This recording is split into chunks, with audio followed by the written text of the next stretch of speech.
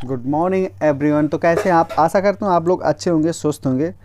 देखिए, पुरुष और महिलाओं के लिए समान विवाह आयु सुप्रीम कोर्ट ने दिल्ली हाई कोर्ट से याचिका अपने पास ट्रांसफ़र कर दिया।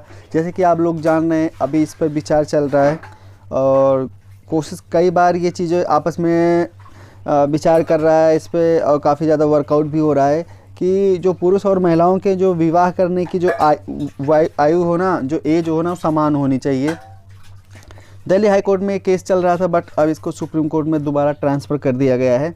तो जानते हैं कुल मामला क्या है। भारत के सर्वोच्च न्यायालय ने शुक्रवार को दिल्ली उच्च न्यायालय से समक्ष लंबित याचिकाओं को हस्तांतरित कर दिया, जिसमें पुरुष और महिलाओं दोनों के विवाह की एक समान आयु की मांग की गई थी। इस मामले में सुनवाई चीफ जस्टिस डीवाई चंद और जस्टिस पीएस नरसिम्हा की बेंच ने की। याचिका वकील अश्विनी कुमार उपाध्याय द्वारा दायर की गई थी, जिसमें प्रतिनिधित्व वरिष्ठ अधिवक्ता गीता लूथरा ने किया था। याचिका में यह भी मांग की गई थी कि मामला राजस्थान उच्च न्यायालय के समक्ष लंबित है। हालांकि राजस्थान राज्य की ओर से पेश वरिष्ठ अधिवक्ता मनीष सिंघवी ने अदालत को अवगत कराया कि राजस्थान उच्च न्यायालय के समक्ष याचिका को गैर अभियोजन के कारण खारिज कर दिया गया था। इस प्रकार सीजेआई चंद्रचूड़ ने कहा, हम दिल्ली उच्च न्यायालय के समक्ष लंबित स्थानांतरित याचिका को इस अदालत में स्थानांतरित करने की अनुमति देते हैं। दलील में कहा गया कि यह मुकदमों को बहुलता और अनुच्छेद 14, 15 और 21 की व्याख्या पर परस्पर विरोधी विचारों और लैंगिक न्याय और समानता से जुड़े निर्णयों से बचने के लिए दायर किया गया। याचिकाकर्ता ने कहा कि जहां पुरुषों को 21 वर्ष साल की उम्र में शादी करने की अनुमति है, वहीं महिलाओं को 18 वर्ष की उम्र में शादी करने की अनुमति है। पुरुष और महिलाओं के लिए शादी की निर्धारित उम्र में यह अंतर पितृसत्तात्मक रूढ़वादिता पर आधारित है। इसका कोई वैज्ञानिक समर्थन नहीं है। याचिकाकर्ता का कहना है कि महिलाओं के खिलाफ कानूनी और वास्तविक असमानता और पूरी तरह से वैश्विक रुझानों के खिलाफ है। याचिका में विभिन्न कानूनों के तहत उन प्रावधानों को उजागर किया गया जो विवाह की आयु को भेदभाव बताते हैं। भारतीय ईसाई विवाह अधिनियम 1872 की धारा 60(1), पारसी विवाह और तलाक अधिनियम 1936 की धारा 3(1)(c), विशेष विवाह अधिनियम 1954 की धारा 4(c), हिंदू विवाह अधिनियम 1955 की धारा 5(3), बाल विवाह निषेध अधिनियम 2006 की धारा 2(a). याचिकाकर्ता ने यह भी विस्तार से बताया कि महिलाओं के खिलाफ सभी प्रकार के भेदभाव का उन्मूलन पर कन्वेंशन के प्रावधानों के तहत भारत के अंतर्राष्ट्रीय मानव अधिकार दायित्व, जिसे 1993 में अनुसमर्पित किया था, के अनुसार अनुच्छेद 14, 15 और 21 की सामग्री को सूचित करता है कि संविधान जो राज्य दलों को सभी उचित उपाय के लिए बाध्य करता है, पुरुष और महिलाओं के आचरण के सामाजिक और सांस्कृतिक पैटर्न को संशोधित करता है। पूर्वग्रह और प्रथागत और अन्य सभी प्रथाओं के उन्मूलन को प्राप्त करने के विचार के आधार पर लिंगों में से किसी की हीनता या श्रेष्ठता या पुरुषों और महिलाओं के लिए रूढ़वादी भूमिकाओं पर है।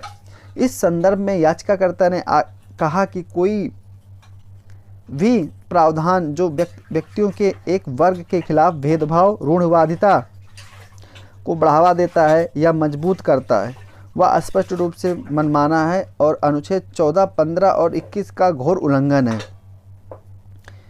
विभेदक आयु सीमा पूरी तरह से रूढ़वादिता पर आधारित है। विधि आयोग ने देखा कि इस तरह के भेद के लिए कोई वैज्ञानिक आधार मौजूद नहीं है और यह अंतर सीमा केवल रूढ़वादिता में योगदान करती है कि पत्नियों को अपने पति से छोटा होना चाहिए।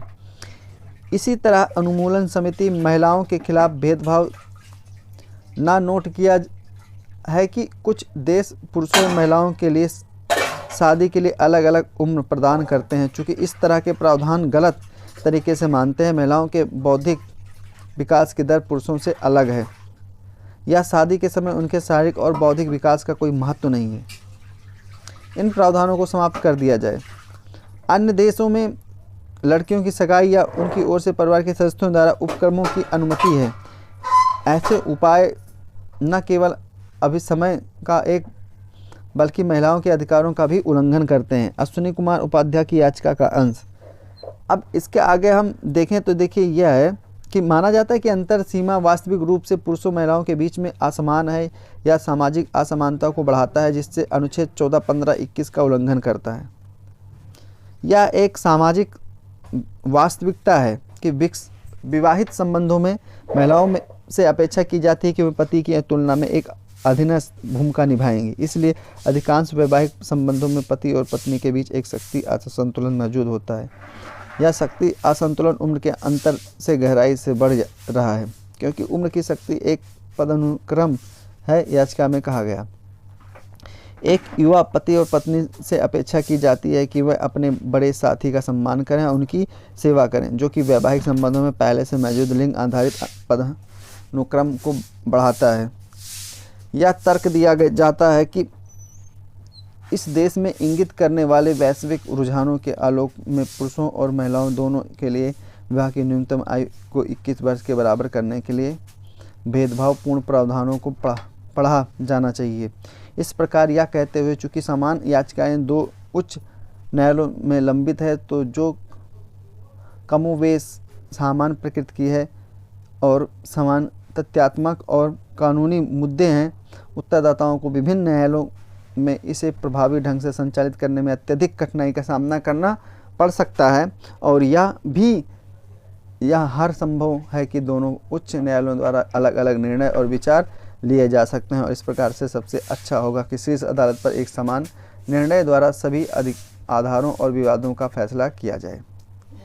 इस कारण से भी इन सभी मामलों को संबंधित उच्च न्यायालयों से वापस लेने और इस माननीय उच्च न्यायालय में स्थानांतरित करने की आवश्यकता है, ताकि निर्देशों में एक रूपता सुनिश्चित करने के लिए सभी आधार विवादों को आम निर्णय द्वारा तय किया जा सके। इसके अलावा इस माननीय न्यायालय द्वारा दिया गया निर्णय सभी के लिए बाध्यकारी होगा और न्यायिक प्रणाली की कीमत समय भी बचाएगा। याचिकाकर्ता प्रार्थना करते हैं कि वैकल्पिक रूप से याचिकाकर्ता ने केंद्र सरकार को विवाह की न्यूनतम आयु में विसंगतियों को दूर करने के लिए कदम उठाने और अनुच्छेद 14, 15 की भावना के अनुसार इसे लिंग तटस्थ, धर्म तटस्थ और सभी नागरिकों के लिए एक समान बनाने का निर्देश देने की प्रार्थना की। 21 और अंतर्राष्ट्रीय सम्मेलन। देखिए, केस का शीर्षक है अश्विनी कुमार उपाध्याय और अन्य बनाम EOI और ORS। तो देखिए, ये तो ज़रूरी भी है कि हर जगह मतलब कोई भी लिंग भेदभाव ना हो और ये समान हो जाए तो काफ़ी अच्छा हो, क्योंकि लड़कियों को भी काफ़ी सारे अवसर मिलेंगे कुछ अच्छा काम करने के लिए, या उनको भी शादी मतलब इस सारी चीज़ें होती हैं इसमें अच्छे से सोचने के लिए। Thank you.